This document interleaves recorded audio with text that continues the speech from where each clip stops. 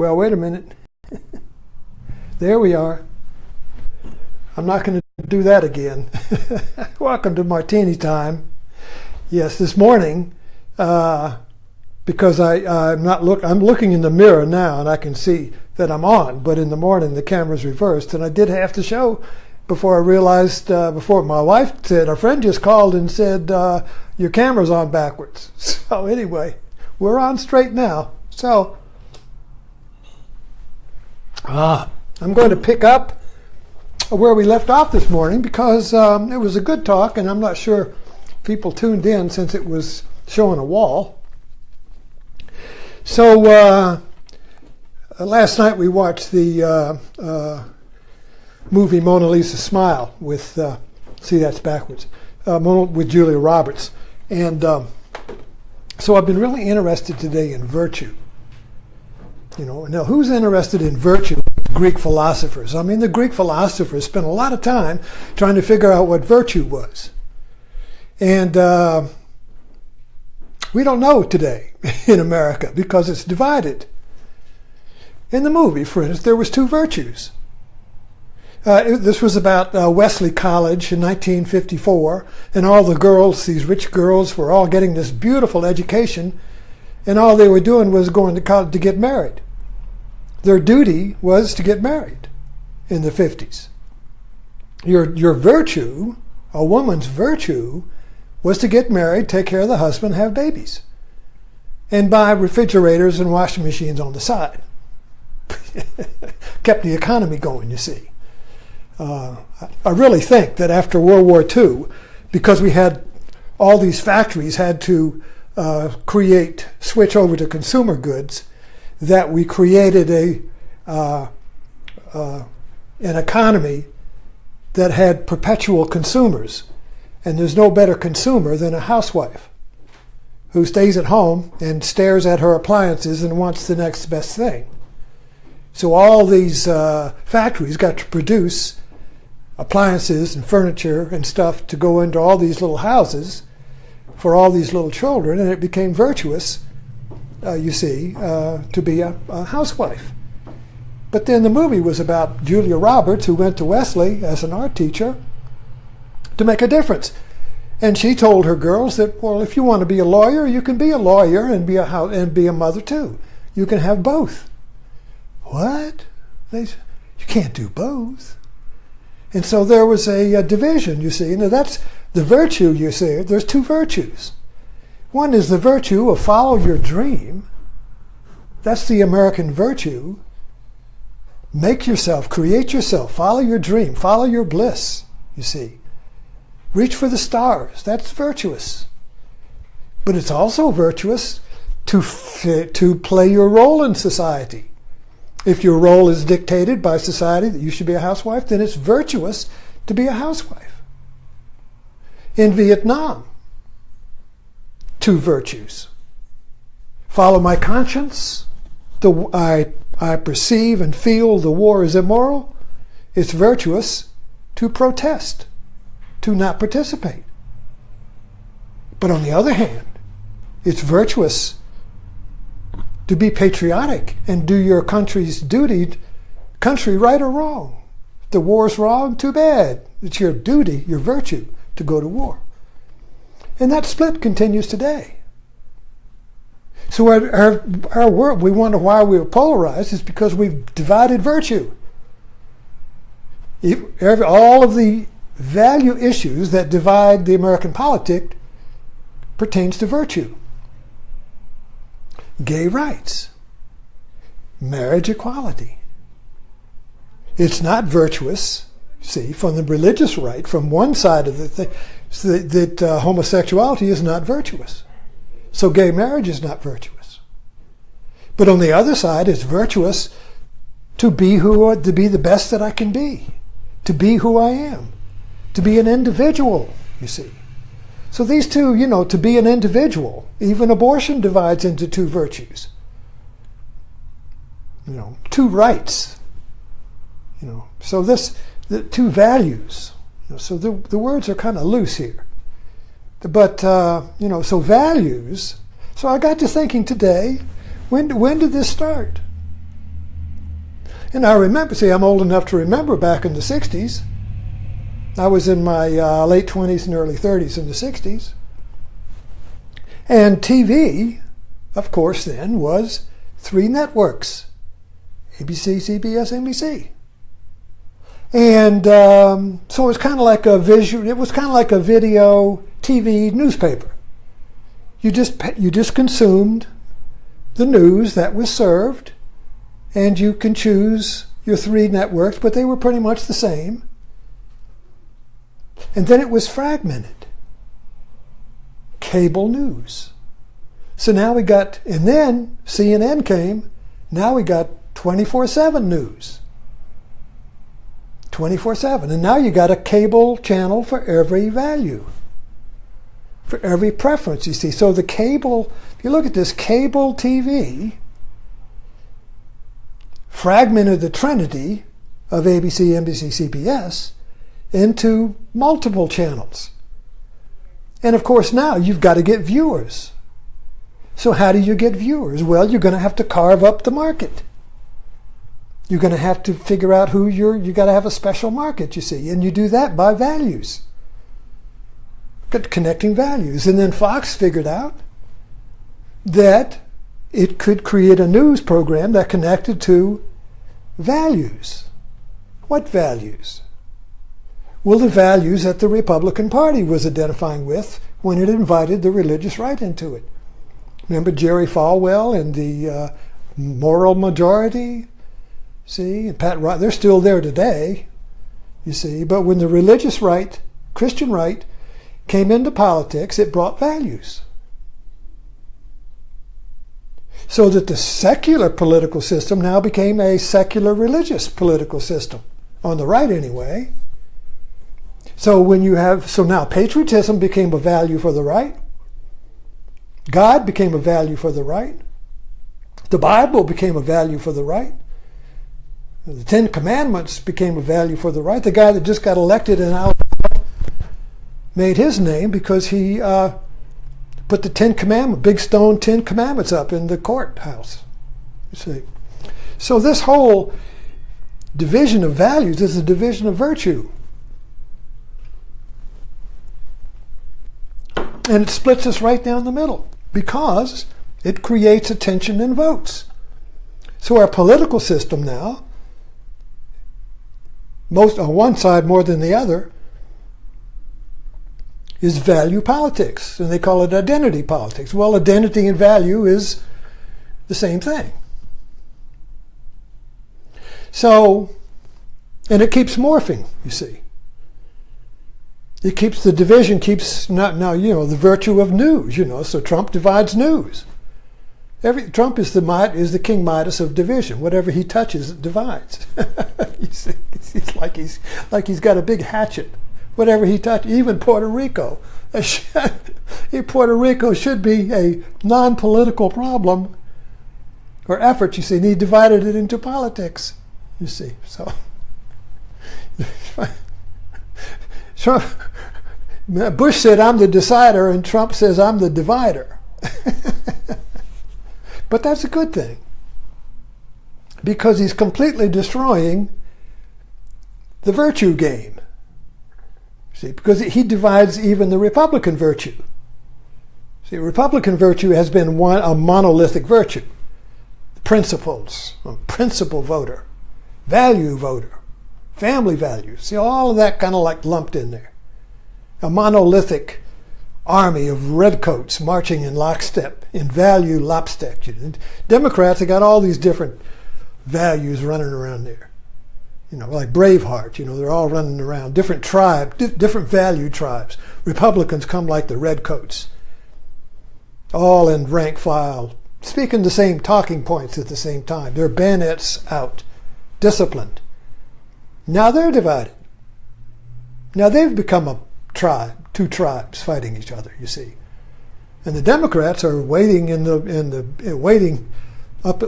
Democrats are waiting up in the hills, organizing, so when the election comes, they're going to come rushing down the hill up on the divided Republicans. You wait. I think they're holding their fire. They don't want to blow their wad before they even get there, Talking about the 2018 election, So anyway, I digress, because the topic here that I wanted to focus on was virtue. Now, the definition of virtue is that it's unambiguous. See, when you divide virtue into patriotism, what's patriotic?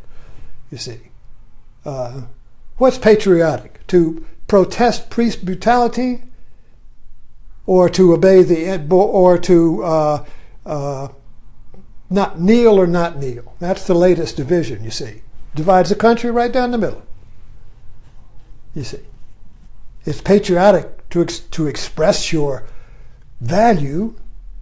It's patriotic to be obedient to social roles. Your role as an NFL player is to play football, not be an individual. You're supposed to be a role, a robot, a function for our entertainment. You're not supposed to be a conscious individual. You see how that breaks down?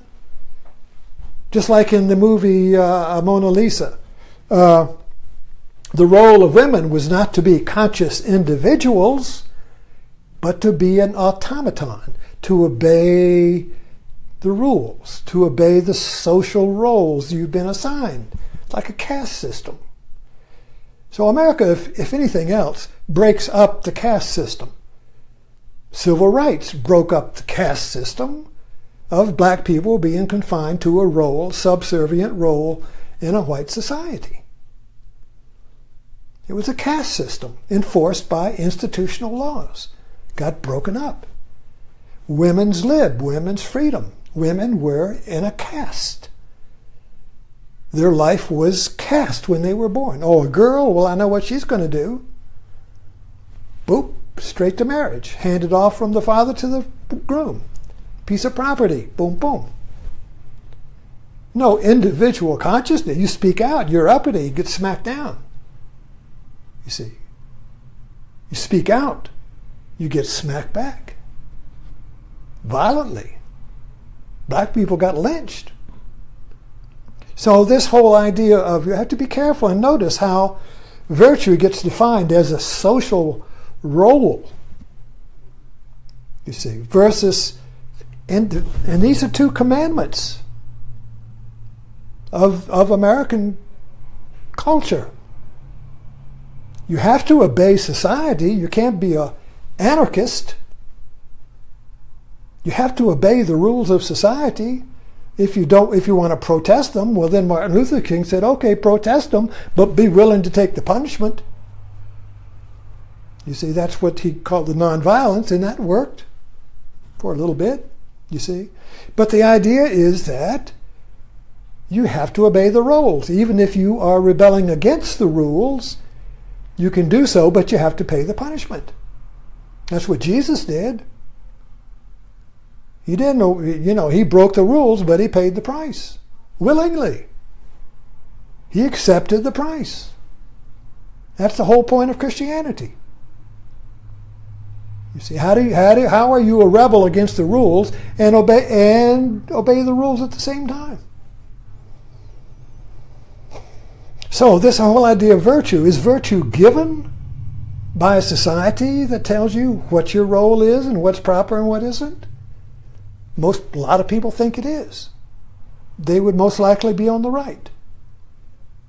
If you say my individual expression and consciousness and rebellion against authority is my virtue, well, then you might be on the left. But then you could be on the right too, because the right is doing the same thing in rebelling against the government. I'm not going to pay my taxes to that government. It's trying to take away my... You see. So freedom is my virtue. Freedom from what? Well, then I'm free if I rebel against the government. So both sides have co-opted the same thing. But it all amounts to division. It all comes down to political division. That's the basic outcome, political division, you see. But the question still remains, what is virtue? Does virtue exist? Does virtue exist, you see? Well, I'll say one thing that, and I think most people have had this experience, is that when you know something is right for you to do, it's unambiguous. Most people experience this perhaps for the first time when they fall in love. I know I'm going to marry that person. I know in my heart this is right. There's no doubt. That's falling in love. There's no doubt. There's no one or the other. Should I do this one or that one? How much money does he make? How much money does he make? Who's got the best teeth? You know, the calculating mind. See, virtue is not created by the calculating mind. So virtue comes from the heart, and it's unambiguous. So whenever we know, I've got this idea for a business, I'm going to do it, even though everybody says I'm crazy. I'm going to marry that person, even though my family says I'm crazy. I'm going to go and become a artist instead. My father wants me to be a naval officer. I don't know. You see. So that most of us go through life not knowing, in that oscillating wah wah wah. I don't know. We go seek advice. So virtue is knowing with unequivocation. Virtue is unambiguous, you see. And so we could say the virtue is this, but then that, you see, is not defined by, so if we define virtue by society, then we get into a division again, because now society would say, go to war in Vietnam. You know, but my heart says it's wrong, immoral. Marijuana creates the same. Society says, oh, it's bad. I remember when I first smoked marijuana. I keep looking at my clock. It's bad. This is back in the 60s, 1968. So I smoked it. My first feeling, oh, this is good. They're wrong. This is good. It made you, when you smoke pot, there's no, in other words, it gets you in, it connects you with your being, with the ground. You know, and that's why, so pot is more or less a grounding drug, in the sense that it makes senses, makes your body more conscious, and you're less trapped up in your roof brain chatter, yada yada yada yada yada yada. You see. Anyway, I don't want to get into pot, but I'm just thinking, I was just reminding you, that I remember that very definitely. My first time I smoked it, when I said, "Oh, they're wrong. This is good." So that feeling of virtue is good. When you become a virtue. When that virtue awakens, it heals your wound. It heals the split between mind, culture, mind, society, and heart. Culture divides the two, which is what you can see happening today. Our culture is dividing the head from the heart. The head goes society, president, values, all the yada yada of society, and the heart says, what's true? What's true? I have to rely on my own experience and senses. What's true? Right now, with the latest thing is this tragedy in Puerto Rico. Trump says, everything's great. We're doing a great job. No problem. Perfect. And the mayor is screaming out there, we're dying down here. We're dying down here. What's true? Trump's virtue? Trump's perception? He's the president, you see, or somebody on the ground. Well, then she's just making politics out of it. You see. Anyway, you can watch the division of virtue, and when virtue is divided, we're lost. We're an unvirtuous nation. So we have to create virtue. Let me finish up with that. And this is the path I've found. This is the path of Buddha and Zen, or the non-dual tradition, or the path of creativity, or the path of faith. Faith steps out into the unknown and creates yourself as a virtuous person. You may be against society. Everybody may shun you. Everybody may say you're crazy. But you know you're not. So you have integrity. So virtue is integrity. And you're not a hypocrite. The mind, you're calculating which way should I go. You're authentic. You have integrity. You live by your heart. You speak the truth. You see, so that's virtue.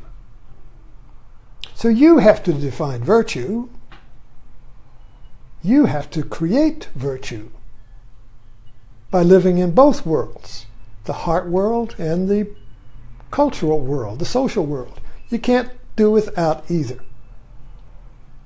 You can't go just be an automaton and just be a robot and do what society tells you or your political party. And you can't just be a rebel and say, screw it all, I'm going to go live in a cave up in Idaho. You see? You know, in other words, you can't be the perpetual rebel and you can't be the perpetual robot. There's the middle way. And that is, you have to create yourself out of these two conflicting values.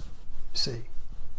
You can't do one value or the other. You have to create a new being, a new virtue, a new integrated being that transcends the two conflicting values and yet includes them. So your new being includes society and people and laws, but at the same time, you're free from them. So you are both the creator and the created. You have free will and you are determined. You've taken the middle way and created a new being on faith by stepping out into the unknown. But there's no guarantee there's any water in the pool if you jump off that board. You see, that's why most people don't go. They don't step out on faith because there's no guarantee there's any water there. But you reach a point where you have to, where you have no choice. So we'll leave it with that. Thanks for dropping in.